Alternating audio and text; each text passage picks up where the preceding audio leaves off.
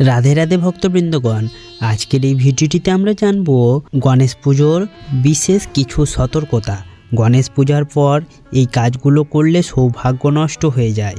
তো চলুন বেশি দেরি না করে শুরু করি ভিডিওটি শুরু করার আগে আপনাদের কাছে একটাই অনুরোধ, ভিডিওটি শেষ পর্যন্ত দেখবেন। চ্যানেলটিতে নতুন হয়ে থাকলে অবশ্যই চ্যানেলটিকে সাবস্ক্রাইব করে ভিডিওটিতে একটি লাইক দিয়ে ভিডিওটিকে শেয়ার করে দেবেন আর কমেন্ট বক্সে লিখে যাবেন রাধে রাধে। আপনি কি জানেন বছরের যে কোনো শুভ দিনেও আমাদের আদতে বা ভুলবশত কিছু কাজ করলে দেবতার পূজার ফল প্রভাবিত হতে পারে? আজ আমরা কথা বলবো গণেশ পুজোর পর যে কাজগুলো করলে সৌভাগ্য নষ্ট হয়। এগুলো শুধু ধ্রুপদী বিশ্বাস নয়, শাস্ত্র ও প্রাচীন তত্ত্বে উল্লেখিত নিয়ম। যদি আপনি সত্যিই চান যে বছরটা মঙ্গলময় হোক, ধন সম্পদ, শান্তি ও আনন্দ বাড়ুক, তাহলে আজকের এই ভিডিওটি সম্পূর্ণ দেখার অনুরোধ রইল। প্রথম ভুল কাজ, পুজো শেষ হয়ে সরাসরি ময়লা স্পর্শ করা। পুজো শেষে অনেকেই মনে করে এটা তো শেষ, কাজে মন দেব। কিন্তু শাস্ত্র অনুযায়ী পূজা সামগ্রী যেমন ফুল, ধূপ, চন্দন, পাতা এগুলো পবিত্র হিসেবে গণ্য হয়। এগুলো স্পর্শ করার পর যদি ময়লা বা নোংরা জিনিসে হাত লাগানো হয় তাহলে পূজার প্রভাব কমে যায়। পুজো শেষ হলে আগে হাত ধুয়ে পবিত্র অবস্থা বজায় রাখুন, তারপর অন্য কাজ করুন। দ্বিতীয় ভুল, পুজো সামগ্রী নষ্ট করা বা ফেলে দেওয়া। গণেশ প্রতিমা বা পুজোর সামগ্রী শুধু ফেলে দেওয়া, দুশ্চিন্তা করা সবই শুভ নয়। বিশেষ করে লবঙ্গ, ধূপ, ফুল এবং প্রসাদ এগুলো ধ্বংস করলে সৌভাগ্য নষ্ট হয়। কি করবেন তাহলে? ফুল বা পাতার অবশিষ্টাংশকে নদী বা গাছের নিচে ফেলুন। প্রসাদ পরিবারের সবাইকে দিয়ে খেয়ে নিন। তৃতীয় ভুল কাজ, পুজো শেষে অশুভ কাজ করা। গালিগালাজ করা, খারাপ কথা বলা, বিরোধ সৃষ্টি করা। শাস্ত্র মনে করায় পূজার শক্তি একটি পবিত্র মানসিক অবস্থা থেকে আসে। যদি আপনি পুজো শেষ হয়ে মন খারাপ বা রাগে থাকেন, সেই শক্তি ধ্বংস হয়। তাহলে কি করবেন? পুজো শেষ হওয়ার পরে শান্তি বজায় রাখুন, পরিবারের সঙ্গে শুভ কথা বলুন। চতুর্থ ভুল, সরাসরি কাজ বা লেনদেন করা। পুজোর পর অনেকেই টাকা খরচ, নতুন কেনাকাটা, চুক্তি বা ব্যবসার লেনদেন শুরু করেন। কিন্তু শাস্ত্র বলে গণেশ পূজার শক্তি প্রায় 3 থেকে 4 ঘন্টা বজায় থাকে। এই সময়ে ব্যবসায়িক কাজ বা অপ্রয়োজনীয় লেনদেন এড়ানো উচিত। পুজো শেষ হলে অন্তত 1 থেকে 2 ঘন্টা শান্তি এবং মনন করুন, তারপর বড় সিদ্ধান্ত নিতে পারেন। 5 নম্বর ভুল, ক্ষুধা বা অপ্রস্তুত অবস্থায় খাওয়া। অনেক ক্ষেত্রে পুজোর পর লোকেরা খালি পেটে বা অশুদ্ধ খাবার খায়। শাস্ত্র মনে করায় পুজোর সময় পবিত্রতা বজায় রাখা অত্যন্ত জরুরি। অশুদ্ধ বা হঠাৎ খাওয়া করলে সৌভাগ্য হ্রাস পায়। তাহলে কি করবেন? পুজো শেষে পরিষ্কার বা পবিত্র খাবার খান। প্রসাদ হলো ভালো বিকল্প। 6 নম্বর ভুল, নেতিবাচক চিন্তা করা। মনে রাখবেন, গণেশ পূজা মানসিক শান্তি এবং ইতিবাচকতার উৎস। পূজার পর যদি রাগ, দুশ্চিন্তা বা ঈর্ষা বাড়ে তাহলে পূজার শক্তি ক্ষয় হয়ে যায়। তাহলে এই অবস্থায় কি করবেন? ধ্যান করুন, মন শান্ত রাখুন, পরিবারের সবার সঙ্গে শুভ মনোভাব বজায় রাখুন। এবার চলুন, আপনাদের মনে একটা প্রশ্ন জাগতে পারে, কি ভাঙা গণেশ মূর্তি বাড়িতে রাখা কি পাপ? সেটি জেনে নিই। গণেশ মূর্তির পবিত্রতা। শাস্ত্র অনুযায়ী গণেশ প্রতিমা হলো এক পবিত্র শক্তির কেন্দ্র।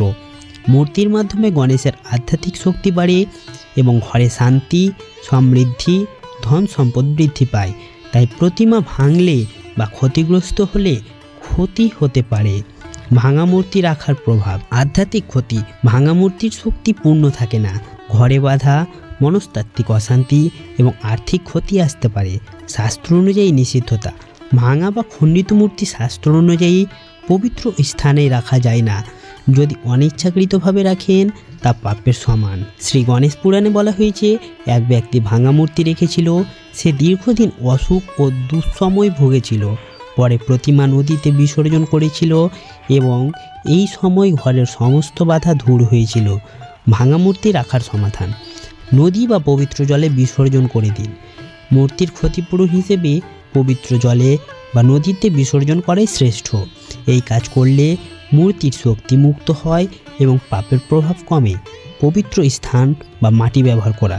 যদি নদী না থাকে, পবিত্র মাটির সাথে মিশিয়ে অন্যায়ভাবে ফেলা উচিত নয়, বরং শান্তি এবং ধ্যানের মাধ্যমে পূর্ণ সতর্কতার সাথে ধ্বংস করা যায়।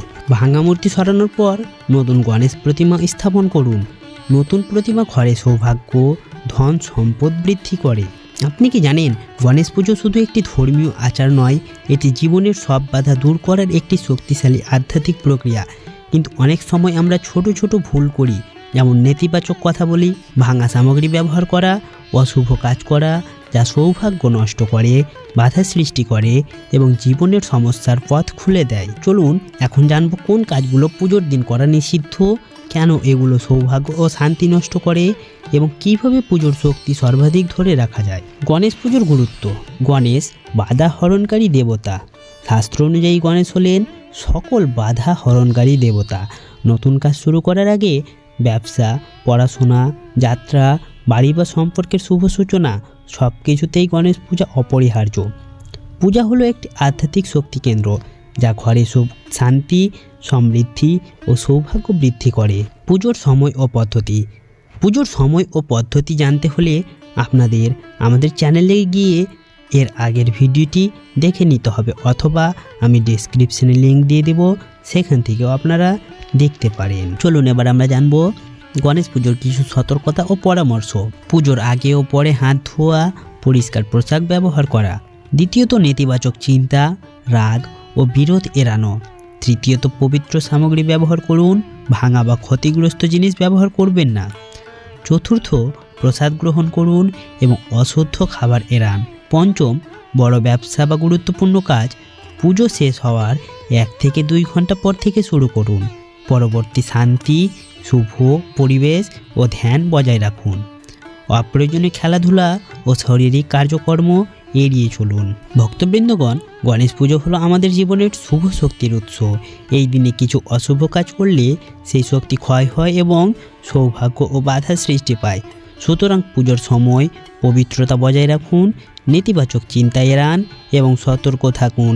এতে ঘরে শান্তি, ধন সম্পদ ও সৌভাগ্য বৃদ্ধি হয়। আজকের ভিডিওটি এখানেই শেষ করছি। ভিডিওটি শেষ করার আগে আপনাদের কাছে একটাই অনুরোধ, আমাদের চ্যানেলে নতুন হলে অবশ্যই চ্যানেলটিকে সাবস্ক্রাইব করে ভিডিওটিতে একটি লাইক দিয়ে দেবেন, আর ভিডিওটি পরিচিতদের সাথে শেয়ার করে দেবেন, আর কমেন্টে লিখে দেবেন জয় গণেশ।